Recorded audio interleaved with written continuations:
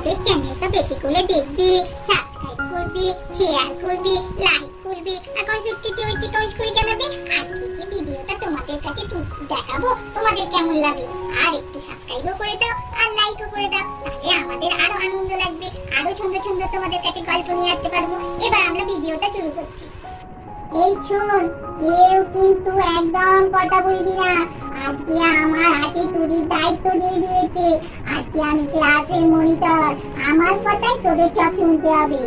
আর এই দেখেছিস আমার ছোট্ট দুটো হাত, এই হাতে আমার দায়িত্ব। কেউ যদি একটা কথা বলেছিস অমনি কাটায় নাম উঠে যাবে। চুপ করে বস, একদম কথা বলবি না কিন্তু।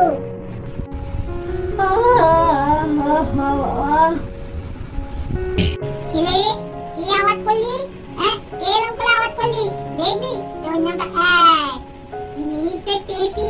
কি রে, এরকম করে তুই আওয়াজ করলি কেন? দেখবি তোর নামটা লিখে দেব।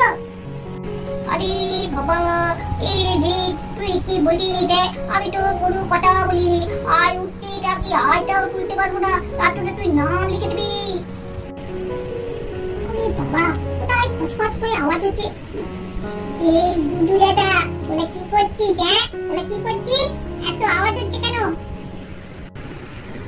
আমরা আবার কি করছি? আমরা তো একটু বসে বসে এই কাটাকুটি খেলা খেলছি। আমরা কি কথা বলছি? তোর কেন একটু বেশি বেশি কেন?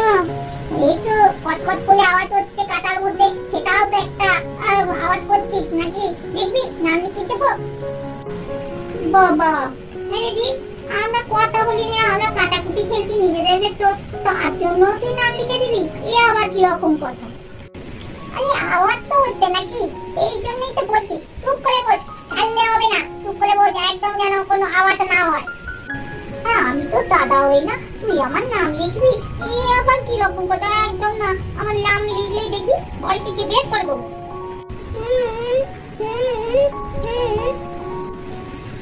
আরে কোথায় বৌমাটির মতন গুনগুন করে আওয়াজ হচ্ছে? তুই তুই ওরকম করে কিসের আওয়াজ করছিস? গুনগুন করে বৌমাটির মতন ভনভন করছিস? আমি তো কথা বলিনি, আমি তো পড়ছি নাকি? তাই বলে বৌমাটির মতন গুনগুন করতে হবে? তুই মনে মনে পাই না, আবার পা তুলে দিলে ভনভন কি হচ্ছে? দেখবি নামটা লিখে দেবো। কিরকম ঘুরে কিরকম ভূমিকা রয়েছে বলে একবারে দাদাগিরি কি হচ্ছে, সবাইকে একটু কথা বলতে দেবে না। দাঁড়া না, আমার যখন পালা আসবে তখন লিখতে যা করবো না। ঠিক বলেছিস, বাড়িতে চলুক না, দেখাবো মজা। কথা বলছিস, দেখবি নামটা লিখবো। উৎসাহ হয়ে গেছে, আমি বললাম না আমার হাতে সব দায়িত্ব দিয়ে দিয়েছে ম্যাডাম। আমি যখন আছি ক্লাসে কেউ কথা বলবি না, তুই বলতাম কে হাত দিয়ে, ঠিক আছে? অন্য কথা না যেন হয়।